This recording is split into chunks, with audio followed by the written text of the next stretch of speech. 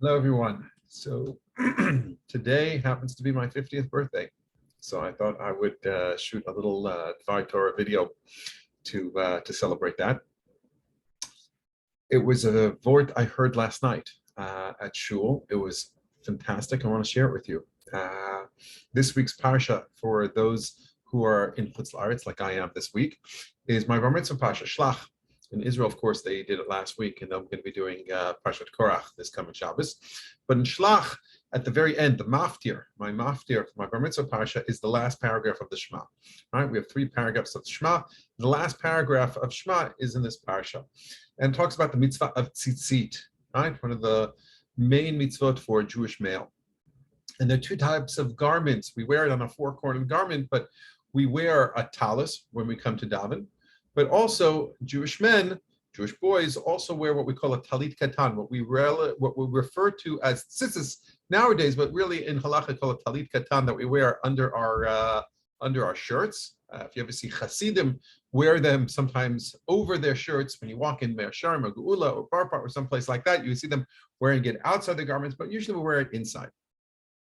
And it's an interesting halacha on what kind of garment, what content the garment has to be made out of.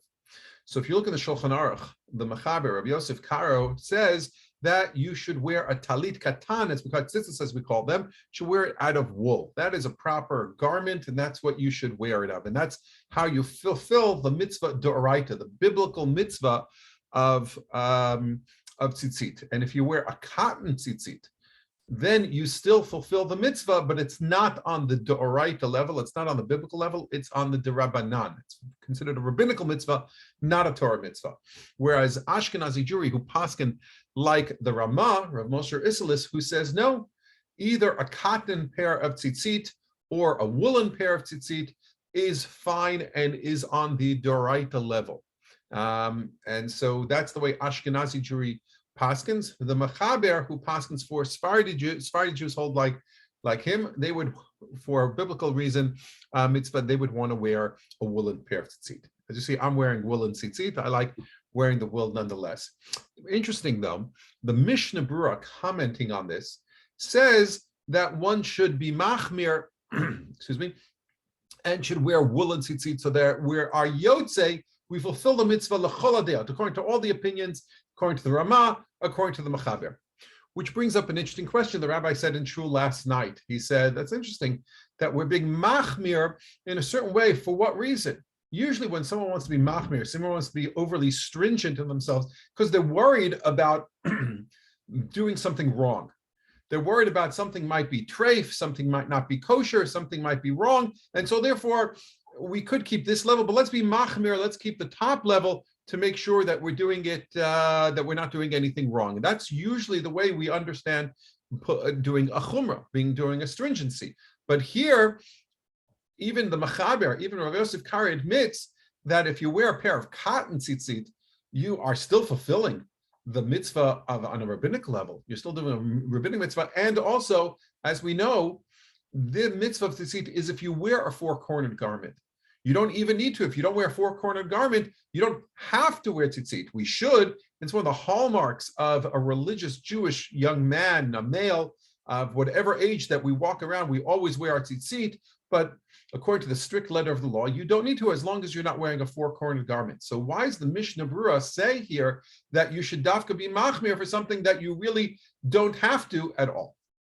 And so the rabbi brought out, and it was wow. It was exactly what I wanted, what I needed to hear. Not only what I wanted, what I needed to hear at the right moment. He was just kind of giving a little bit of chizuk as I approached my 50th birthday, even though he didn't know that I was turning 50. And he said that he thinks that the reason I agree with him, the reason that the Mishnah Berurah mentions this is because if we're going to do something, let's not do it half-heartedly. If we're going to make a gesture, if we're going to do something, if we're going to do it, let's do it as best as we can. Right? There's a Hebrew expression, im kvar, az kvar. If you're going to do it already, then do it. Do it properly. And if you're going to do the mitzvah of tzitzit, so again, nothing against anyone who's wearing a cotton pair of tzitzit. Go ahead if it's more comfortable, especially in the summer. Woolen tzitzit can be hot. And cotton tzitzit, sometimes it's more comfortable. You can wear it against your skin, where woolen tzitzit will become scratchy. You need to wear an undershirt, which anyway, I do anyway. But the idea is not about tzitzit so much. It's about how you approach doing things in your life, how you approach whether it's mitzvot, whether it's the relationships, whether it's the work that you do. Im kvar az kvar. If you're going to do it already, then do it as much as you can. And it was, as I said, just like such an appropriate message to me as I transition into now, Baruch Hashem, 50 years into I transition to yet another stage of life. It was exactly what what I need to hear myself to get a little bit of inspiration, a little bit of a lift. And I hope that you also feel that this is a good message that's relevant to you in just about any stage of your life, in any aspect of your life. There's always a way to improve. There's always a way to do something better. There's always a way not to just sit back on your laurels, not to say, okay, this is the way what I'm doing, but to do it im kvar az kvar, to be machmir, to be stringent about other aspects of your life. And just one last thing about being machmir, some of you might have heard me say, where I like to talk about, people talk about machmir, about being stringent on the mitzvot that usually have to do with between us and Hashem. Well, whether it's the mitzvah of tzitzit or the mitzvah of kashrut or Shabbos, we like to be I'm machmir on this. I'm stringent on this. But we also should never forget that we need to be stringent. We need to be machmir on the mitzvot between us as well. I mean, machmir. Someone said, I'm machmir on chesed. I'm machmir on lashon hara. I'm machmir in greeting my fellow Jew.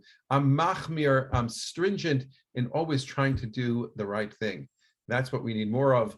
That's what I need more of. And so one last final thing, even though, as you know, I'm not a big Kabbalist at all, but there is an inyan, there's an idea on your birthday that you are in touch with Baruch Hashem, with spiritual ideas, with spiritual forces. So on my birthday, I give a bracha to all of us, to all of you, to all of us, that we should, Bezrat Hashem, just as we are more machmir on the things that matter in our life, that we should also be blessed with bountiful bracha, that we should have a tremendous amount of simcha in our lives, of nachas in our lives. I like to give the bracha of simcha and nachas, because I think almost anything you could wish for yourself can be found under those parameters of simcha and nachat. So Bezrat Hashem, I wish for myself, I wish for all of you a tremendous amount of simcha and nachas. Happy birthday to me, and mazel tov to us all. Have a wonderful day.